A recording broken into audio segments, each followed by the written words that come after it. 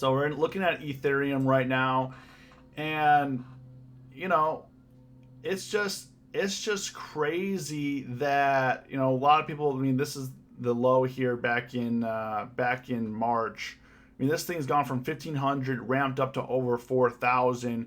Right now, hovering 2,400. Came down here, and this is where a lot of people get twisted. They buy on optimism and they sell when they're scared. So they're buying high, selling low, buying high, selling low. Instead of trying to get, instead of trying to put a position together, that instead of trying to build a position slowly, they go all in. I mean, I saw comments on people saying like, "Oh yeah, I'm all in Doge. I can't even afford a sandwich right now. Is how extended I am." And like for me, when I start seeing that kind of optimism, where people are going all in, and they're brand new, and they're just buying. And sure, you could buy these massive dips. I mean, no one's saying not to buy them. I'm not saying you shouldn't buy them. I mean, you have to evaluate what's right for you, your portfolio, your goals. I'm not saying like, if you want to buy Ethereum at 2,400, I mean, do what you want, right? I'm not saying that. I'm not saying that. But what I'm saying is, what happens is everybody's chasing. And they're like, "Oh man," like what happens is, "Oh man, I missed out when I went from 2,000 to 3,000, then went from 3,000 to 4,000.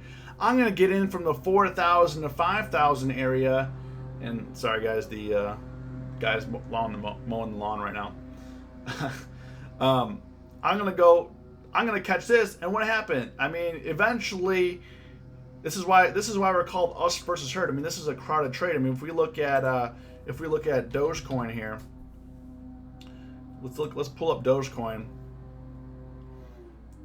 For me, like I was telling you, I put a position back in January. So I was getting in back in here. So I bought back in here, and I sat on this for a while. I mean, this has just been sitting here. I mean, I bought back in here on Doge, and I sat on it for a while. I was patient, and for me, I invested money that I didn't need, or money that potentially I didn't care about. Like, it was a speculative trade. I knew that going in. I wasn't going into Dogecoin saying I need to become worth $10 million because of this scenario, right? No. I went in, and as it went up, I posted on Twitter, I posted on Facebook, like, okay, this is how I'm scaling out of the position. I mean, I was up over 1,000%. At one point, I scaled as it was running up. I sold the last of my position at 69 cents. I started offloading in this area. I sold my last position at 69 cents. And look, the high is 73 cents, and now it came crashing today down to 20 cents. And I mean, you could hold for sure. I mean, do what you want. But for me, I take the scale method and really just try to bring in some profits. I know the risk of trading, and when optimism is getting super super high, when optimism like look at GME and AMC back in February, when optimism was super super high, and the market was running it, like the crowded trade. Like, this is why we're called us versus herd. You want to be against everybody else. Now, I'm not saying like when it's going up, you should short against them, stuff like that. But what I'm saying is you have to identify where there's crowded trades. And right now, like, crypto became super super crowded, so I started to peel back, and you can kind of see like the overall sentiment, not only in the stock market and the crypto. I mean, CNBC, what kind of headlines are they running? What kind of questions are people talking about? And honestly, if it's too easy, then it's most likely too good to be true. Because people that bought, they're like, the whole SNL event, and like that whole thing. I sold before the SNL event because essentially I didn't know what was going to happen. Sure, it could have mooned. I could have missed out on some profits. But like for me, I was content. I made the money. I mean, I made 800 to 1,000%. I was content with that. If you're not content with 800 or 1,000%, and you're like, oh, I could have done this, I could have done that. You could have done a lot of things.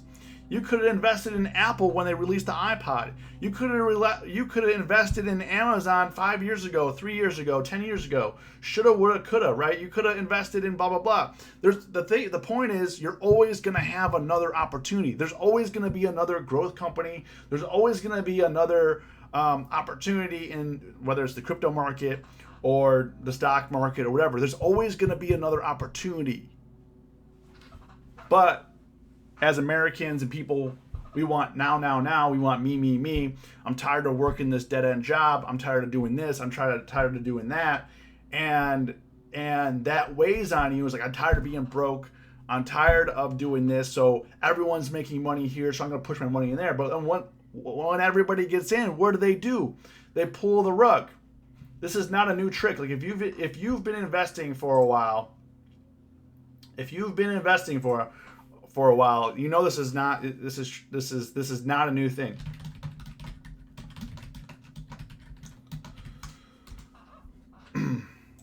Sorry, I was responding to a comment here. Sold Dodger 65, didn't care about the hype. I was up 160%. Yeah, I mean, like, at the end of the day, you have to set, and this is what we're going to be going over. This is why I'm happy we're doing the Kickstart Challenge.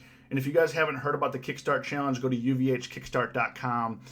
Starts next week. I know it's a little promo, but starts next week, uvhkickstart.com. 5-day free training, an hour a day. Also giving away an iPad Pro. So go to uvhkickstart.com. And we're going to be doing a live training. And this is a lot of stuff that I'm going to be covering is, mentality, setting realistic goals, not being greedy, like be satisfied. Like people got so greedy in crypto. Like imagine this. Like let's say you gave me $100 bill. And I said, okay, thanks for that $100. And I came back a week later and I'm like, hey, thanks for that. Thanks for loaning me that $100 bill. But because you were so nice, here's $1,000 back. You're like, man, this is great. This is great, right? You would be satisfied. Like, man, I turned $100 into $1,000 and you would have been grateful, right? But in the markets, the greed factor turns on. It's like, oh, it was so easy. I would turn $100 into $1,000. I'm gonna turn $1,000 into $10,000, $10,000 into $150,000. But you don't understand, like a lot of those people, they got in early. They bought back in here. Like people that were turning $1,000 into $10,000 or more, 100,000 to $1 million, whatever the case is. They got in here, or even before that. Some people have been holding since 2018, 2019, 2020, when Doge was worth less than a penny. I mean, like that is this. Sorry guys, get it. I'm getting a little heated right now. Not angry in a way, but getting a little fired up.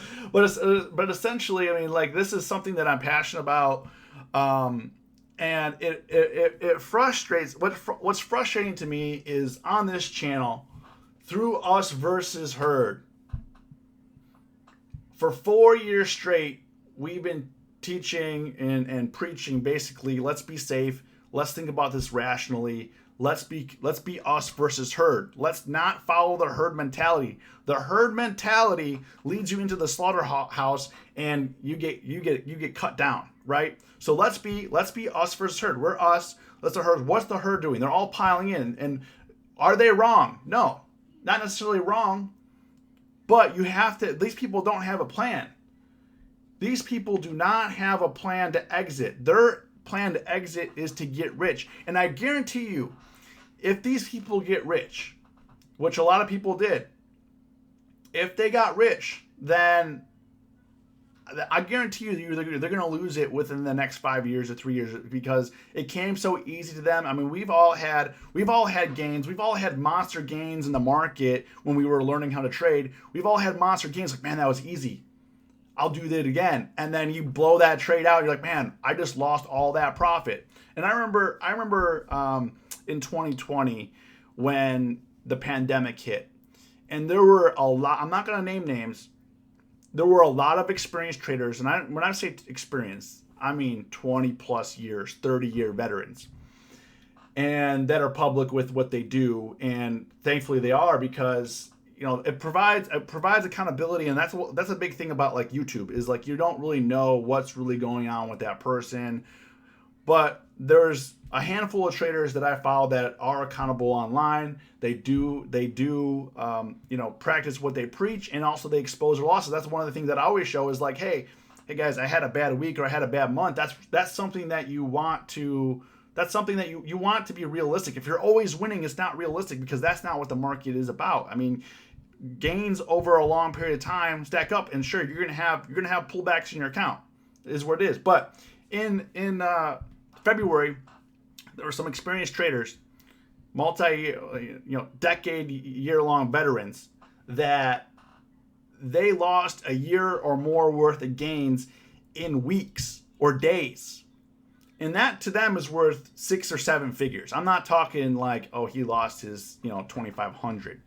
I mean, they were losing $500,000, more than, 1.2 million, whatever the case was. I mean, it was a lot. There was a lot. And it's not because those people were dumb or stupid. And like, the thing is, like, even you have to fact check yourself too, is because a lot of times you're like, man, I'm just not trading well. I'm not on my game. Like, but what's going on with like your personal life? What's impacting this? Are you worried about something else in your family, health?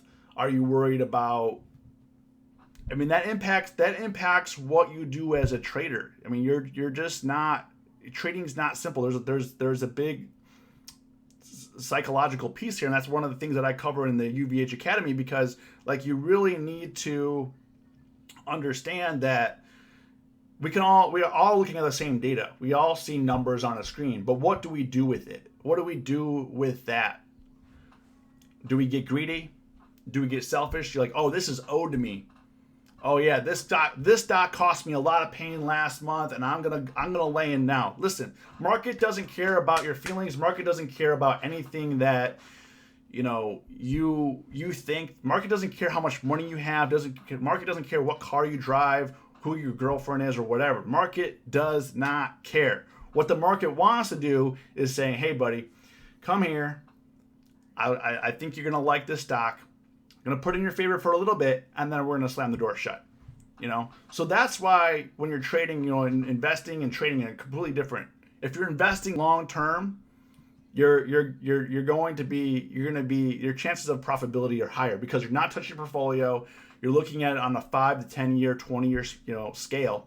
When you're trading, it's a lot harder, because you're looking at, okay, should I get in now? Should I not get in now? Should I take profits? Should I not take profits?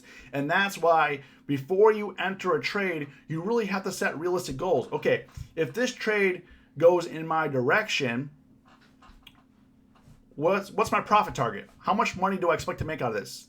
Okay, if it doesn't, because whenever we put a trade on, there's a chance that trade may not work out. Like when people bought Doge at 70, I mean, I would say it's not working out, down 50% right now, right? So there's a chance when you put a trade on that you're going to make money. There's also a chance that you're not going to make money. But we always forget the part where we don't make money, because whenever we put a trade on, we're automatically assuming we're going to make money, because that's why would I put a trade on and not want to make money?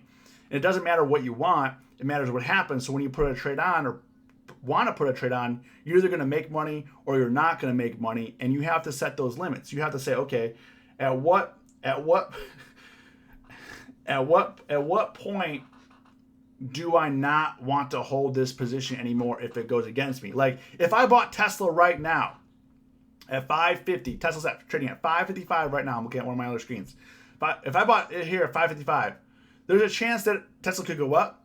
There's a chance Tesla could go down. So at what point would I take profits? At what point is enough pain where I say, okay, I give up on this trade. I don't want to be in this trade anymore. And that's it. So you have to set that for yourself. Nobody can say, I mean, I know that everyone's learning. And the thing is about the market, we're all learning, right? We're all learning in the market right now. Like, experienced traders, even Warren Buffett's like, man, I made a bad trade, I made a bad call. Probably shouldn't have sold my Apple. Stuff like that. Like we're all here to learn. We're all lifetime students of the market because the market is never the same. Like the market's always changing. The market's always adapting. I mean, the market changed with all the crypto stuff, then the weed sector, then the meme stocks, then all this stuff. Like the whole thing. Like the market is always going to be the market. You're always going to be the student. And we have to accept our role and our responsibility. Like if the minute that you think, and that's the thing, the minute that you think that you're smarter than the market, you're done. You're done. If you think that you're smarter or you're better than somebody else, like, man, I can't believe you lost that. I'm piling on $5,000 a day and things are good, right? And for me, like, there's times in my trading career, it's like, man, I'm making 1,000 plus a day, being consistent. Everything's going well. Till like, yo, what happened? Where did the wheels fall off? What's going on? What's my strategy? And what you have to do, you got to peel yourself back and saying, okay, let's reevaluate. Let's stick to cash until we can discover what's going to happen, right? Peel back what's going on. You don't always have to be in a position. Sometimes being in cash is a good place to be. Like if you don't know what's going to happen in the market right now, if you don't know what's going to happen with SPY or the Nasdaq, and you're running on fear and you're having some emotions because you took some losses, like you need to scale back and find a new entry point, whether you're going to be long or short, or make up your mind, or only stick to a couple trades. Like a lot of times, like especially in the bull market, I love the market, especially in the bull market where we could be up 10, 15 or more positions. Some people's portfolios have 100 positions open. And that's okay in the bull market when we're just rounding up, we're just collecting money and everything's going fine. But then like when we're in a time like right now where volatility is high, we don't know if we're going up, if this is a correction, if, what's going to happen. We don't know what's going to happen. So scale back, take it easy. You don't have to always be in a position. And, I've done the same over the last, if you look at what I've done, I've been posting less trades, but focusing on just a couple stocks. So, okay, I like this setup. I'm going to go in. If it doesn't work out, it doesn't work out. Okay, it does work out, great. Let's find the next one. Okay, take it one stock at a time. One stock at a time. You don't have to battle the market. A lot of people are like, oh, I'm going to gear up for war. I'm going in. Listen, the market is going to take all of your account and spit it you back out. And they're going to say, thanks again. Hey, why don't you clock into that 9 to 5 and make some more money so you can come back into the market so I can take it again. Thank you very much. That took me 200 hours at my job to make that. You know what I mean? Like, whatever the case is, just take it easy. And if you're not sure, like, honestly, paper trade. And people are like, I don't get the same vibes when I'm paper trading and stuff like that. I get that you're not going to have the emotional part, but what you can figure out is the process. And your process will change with the market. You may be better at selling premium at some point in time, and then sometimes you may not be. Like when we have major corrections, premium sellers are getting wrecked. When the market is slow, premium sellers are getting paid really great, and there's a lot of opportunity. So there's a lot of ways to make money in the market, whether you're selling premium, buying shares, whatever the case is. So, that's pretty much all that I had to say today. I'm gonna jump off. Leave a like, leave a comment. Let me know what you guys think. I'll be around. You guys have a great rest of your day. Stay safe, stay green. It's us versus herd.